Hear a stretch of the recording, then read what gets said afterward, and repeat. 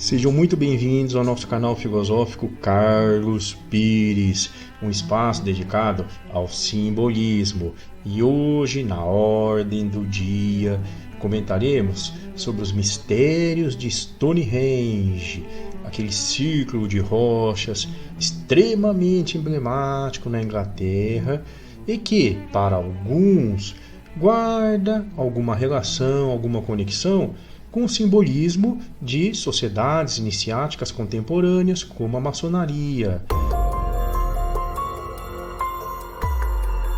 Vamos aqui analisar 10 características de Stonehenge exatamente para sabermos se realmente existe algum indício de alguma possibilidade de intercâmbio dessa cultura tão antiga com as entidades iniciáticas da atualidade.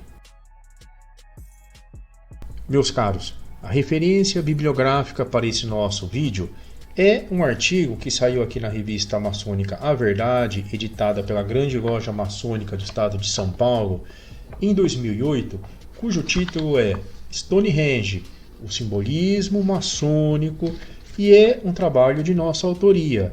Deixarei o link na descrição do vídeo se alguém tiver interesse em dar uma olhada nesse trabalho que está amplamente divulgado na internet.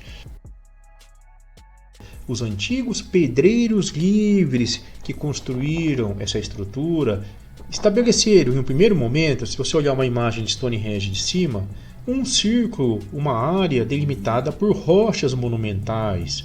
É a primeira imagem que vem à nossa mente quando pensamos em Stonehenge. Essas rochas são nada mais, nada menos do que landmarks, marcos na terra, estruturas simbólicas que delimitam uma região onde o que acontece, o que transcorre ali, o momento, as cerimônias são consideradas sagradas.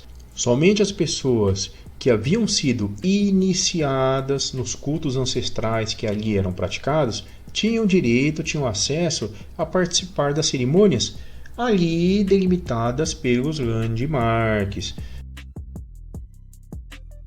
Em segundo lugar, vejam que interessante, ali existem muitas rochas gigantescas.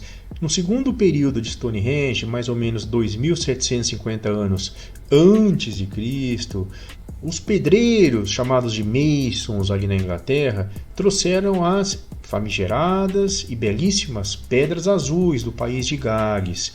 Eram rochas, eram pedras consideradas polidas. Outro detalhe extremamente interessante. Falou em pedra bruta, pedra polida, podemos estar fazendo referência também a essa época muito antiga na Inglaterra.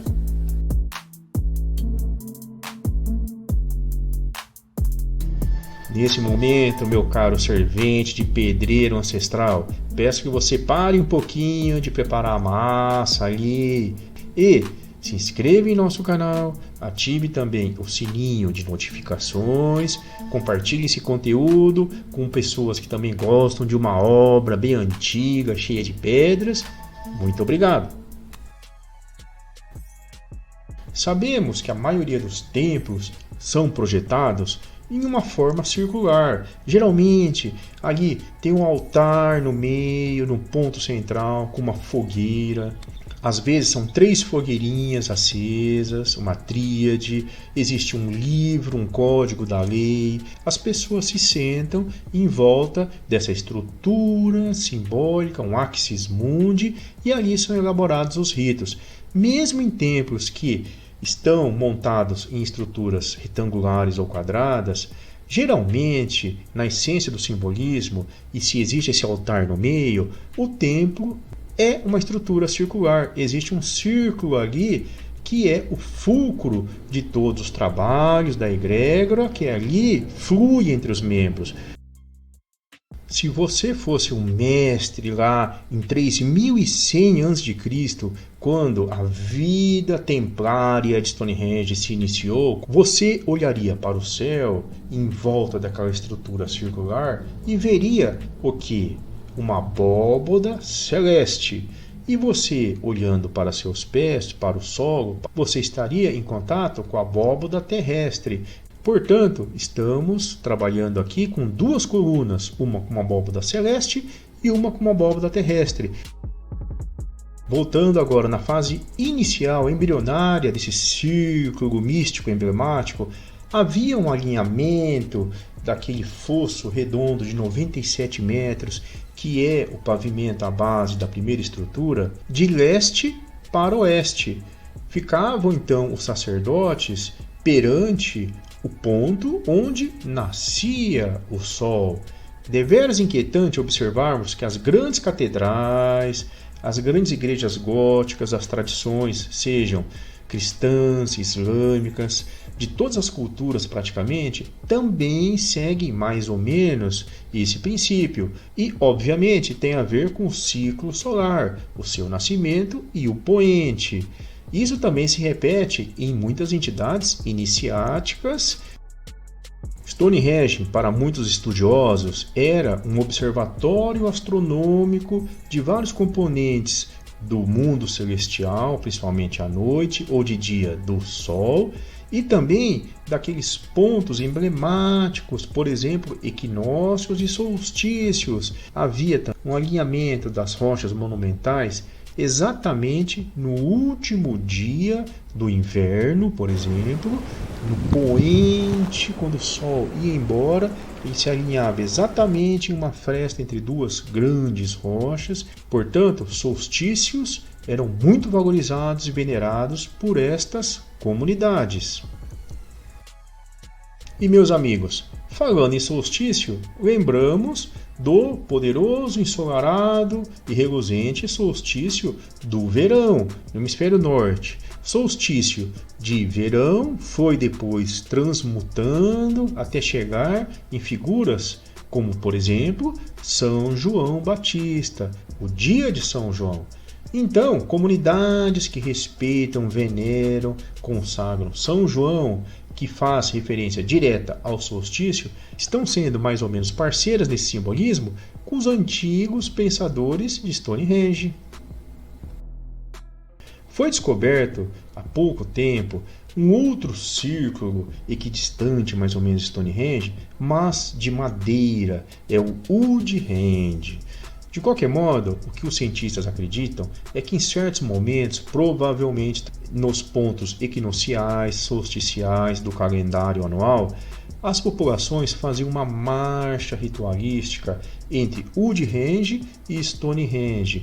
Woodhenge, por ser de madeira, perecível, sofre a ação da natureza, das intempéries, do tempo, os tecidos se desprendem ali dos caules, dos ossos, digamos assim, representa o mundo concreto, material, natural, onde tudo passa, existe o Psyche Transit. E Stonehenge representa, por outro lado, o mundo espiritual, do eterno, do infinito, onde tudo é. Dessa forma, a celebração representa exatamente esse ciclo de passagem do mundo material da Terra para esse mundo celestial das pedras polidas de Stonehenge. De acordo com cientistas, Stonehenge está fortemente relacionado com os cultos da terra, da natureza. Certamente, os mitos de ressurreição surgiram nesse momento. Falamos da Idade dos Metais, que vem posteriormente ao Neolítico, 10.000 a 3.000 a.C. Nesse momento, as mentes criativas dos mestres pensaram, estabeleceram aqueles ritos onde você tem que enterrar uma boa semente, como se fosse uma cratera ou uma cova ali, para que posteriormente ela renasça, se transforme num broto, depois uma planta, que trará abundância, vida e felicidade para a comunidade. Daí que surge toda essa mitologia poderosa e sublime da ressurreição da vida. Morre, renasce, salva a comunidade e assim vai. E já com essa bagagem toda dos rituais, dos ritos de ressurreição, surgiram também outros componentes mais elaborados, os rituais de sacrifício. Em vez de você pôr uma semente na terra para germinar e trazer a vida, a felicidade, por que não derramar o sangue de algum voluntário, um bravo guerreiro, uma pessoa santificada, nobre?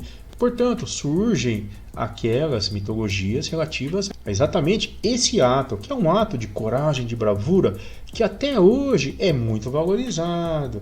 Ninguém gosta de um covarde, de um fraco que foge da raia, e sim daquele que fica na trincheira e muitas vezes dá até sua vida em nome de uma causa, em nome de um ideal. Veja só, no Paleolítico, Neolítico, Idade dos Metais, que é de Stonehenge, era comum sacrifícios serem feitos. Isso chegou até no judaísmo também, né? Naquela história toda do bode expiatório, cortando o pescoço ou a garganta das pessoas que se voluntariavam ou dos animais. Stonehenge foi o primeiro templo maçônico? Muito bem, existem dois caminhos, duas formas de interpretar essa questão. Se você acredita que a maçonaria é uma entidade moderna, progressista, que gosta de fazer algumas revoluções políticas, quer realmente transformar de maneira abrupta o mundo em algo melhor, formada por amigos que se reúnem, fazem muitos eventos, tem toda essa história de networking aí que falam muito na internet, um ajudando o outro, negociando, enfim.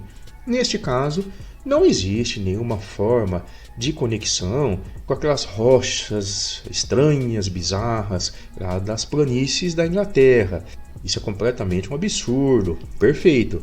Agora, se você acredita que realmente a maçonaria é uma instituição iniciática muito antiga que tem seus valores, princípios, virtudes forjados em tempos imemoriais, não há como negar que existe sim uma interconexão, uma união mágica, arquetípica, inquebrantável entre os antigos rituais sensacionais, fantásticos de Stonehenge e as atuais entidades iniciáticas do século XXI. Portanto, meu caro, bem-vindo aos círculos de rocha contemporâneos, que vão continuar em pé, com força e vigor, hoje e por todo sempre. De qualquer modo, lembro a todos que, sendo um pedreiro na Inglaterra ou sendo um pensador agora contemporâneo, não deixe de se inscrever em nosso canal, também ative o sininho de notificações, compartilhe esse conteúdo para mais pessoas que gostam dos assuntos ali da Inglaterra antiga. Muito obrigado, grande abraço!